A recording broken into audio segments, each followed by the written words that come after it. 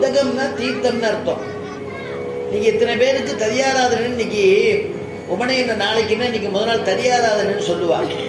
தடியர்கள்னா யாரு? அடியார்கள். அடியார்கள்னா யாரு? விஷ்ணுவை நினைச்சிட்டு இருக்கக்கூடிய அடியார்கள்.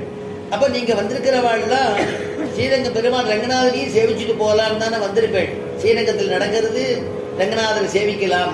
அப்ப எல்லாருமே ரங்கனுடைய அடியார்கள். அடியார்களுக்கு ஆச்சரியமான ததியாராதனை எல்லாருக்கும். அற்புதமாக பசி இல்லாத பெருமாள் வாழி வழங்குறார். அது நான்னோதக சமந்தானம். அந்த சாப்பிட்டதுக்கு பிறகு தீர்த்தம் சாப்பிட்றோம். அதுக்கப்புறம் ஜம்முன்னு வந்து உட்காந்து கதாசிரவணம் பண்றோம். அடுத்த நிகழ்ச்சி கர்நாடிக் மியூசிக் கேட்க போறோம். இதுக்கு முன்னாடி ஆச்சரியமான சகசிரநாமம். இப்படி எல்லாம் ஒரு சத்சங்கமா ஒரு பொழுது போறது இல்லையா? அதுவும் ஸ்ரீரங்க கஷேத்திரத்துல. அதனால சாஸ்திரம் சொல்றது நான்னோதக சமந்தானம். தீர்த்த தானத்தை விட உயர்ந்த தானம் லோகத்துல இல்லை. பரம் பிரதமோ. பிரதங்கள் எவ்வளவோ இருக்கு, இருந்தாலும் துவாதசிய போல ஒரு உயர்ந்த விரதம் கிடையாதுன்னு சாஸ்திரம். துவாதசியா பரம்பிரதம். அதே மாதிரி மந்திரங்கள் நிறைய இருக்கு. எனக்கு நரசிம்ம மந்திரம் உபதேசம் ஆயிருக்கு, எனக்கு சுதர்சன மந்திரம் உபதேசம் ஆயிருக்கு, எனக்கு கருட மந்திரம் உபதேசம் ஆயிருக்குன்னா கூட இந்த மந்திரத்துக்கெல்லாம் அஸ்திவாதம் என்னன்னா மந்திரமாதா அப்படின்னு சொல்லக்கூடிய காயத்ரி. அந்த காயத்ரி மந்திரத்துக்கு சமமான மந்திரம் கிடையாது. காயத்ரியா பரோ மந்திரா அப்படின்னு சாஸ்திரம் விதிக்கிறது. நான் அந்த தெய்வத்தை பூஜை பண்றேன், இந்த தெய்வத்தை பூஜை பண்றேன் அப்படின்னா கூட அம்மாவுக்கு சரிசமமான தெய்வம் கிடையாது. நான் மாதுகு பர தெய்வதமோ ந காயத்ரியா பரோ மந்திரா ந மாதுகு பர தெய்வதமோ. அப்படி ஒரு உயர்ந்ததான காயத்ரி மந்திரத்தை நாளைக்கு இந்த குழந்தைகளுக்கு அவ அப்பா அம்மா உபதேசம் பண்ண போறா. அதுக்கு அவ என்ன பண்ணிருக்கணும்னா, சாஸ்திரம் சொல்றது அக்ஷர லட்சம் நம்ம ஜபிச்சிருந்தாதான் மற்றவருக்கு உபதேசம் பண்ண முடியும்னு சாஸ்திரம். காயத்ரி அக்ஷரம் எவ்வளவு இருக்குன்னா 24 அக்ஷரங்கள் கொண்டது காயத்ரி.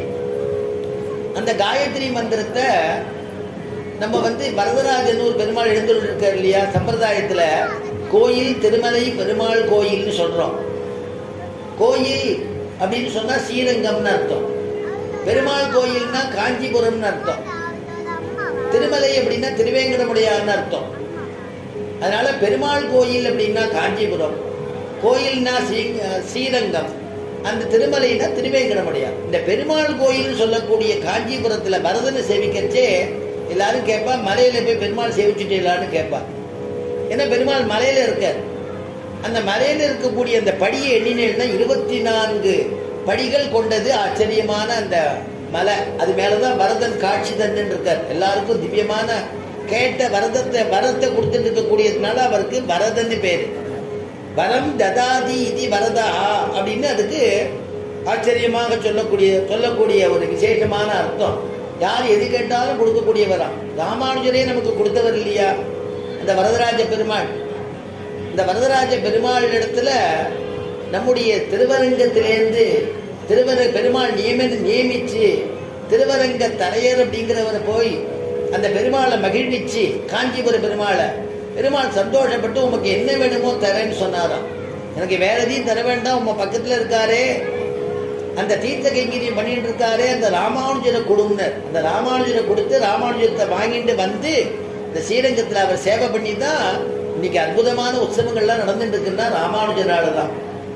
அப்படி எல்லாருக்கும் அனுகிரகம் பண்ணக்கூடிய அந்த வரதன், காஞ்சிபுரம் வரதன், பேரருளாளர் பெருமாளுக்கு எத்தனை படின்னா 24 படிகள் கொண்டது காயத்ரி மந்திரத்தை போல. அதே மாதிரி காயத்ரி ஸ்ரீமத் ராமாயணம் எத்தனைன்னா 24,000 ஸ்லோகம், எல்லாம் 24. நம்ம உள்ள போய் நம்ம நம்பெருமாளை நீங்க சேவிக்க போனேன்னா இந்த மூலவருக்கு முன்னாடி காயத்ரி மண்டபம்னே இருக்கு. 24 தூண்கள் கொண்டது காயத்ரி மந்திரம். இந்த காயத்ரி மந்திரத்துக்கு தகுந்த மாதிரி 24 தூண்கள் காயத்ரி மண்டபம்னு பேரு. இந்த காயத்ரி மண்டபத்துலதான் ஆச்சரியமா பெருமாளுக்கு ஏகாதசி திருமஞ்சனங்கள்லாம் ஆகும், பருவ திருமஞ்சனங்கள்லாம் பண்ணுவார் நம்முடைய நம்பெருமாள் ரங்கநாதர். அப்படிப்பட்டதாக அற்புதமான ஒரு கஷேத்திரத்துல அற்புதமான ஒரு திருநன்னாள் இன்னைக்கு. நாளைக்கு நம்ம புஷ்யம் புனர்வசுன்னு சொல்றோம். அற்புதமாக புனர்வசு இருக்கு, புஷ்யம் வந்துடுறது நாளைக்கு. புஷ்யத்துல ஒரு மகாத்மா அவதாரம் பண்ணினார் அப்படின்னா பரதன். புஷ்யே ஜாதஸ்து பரதகான்னு வால்மீகி குறிப்பிட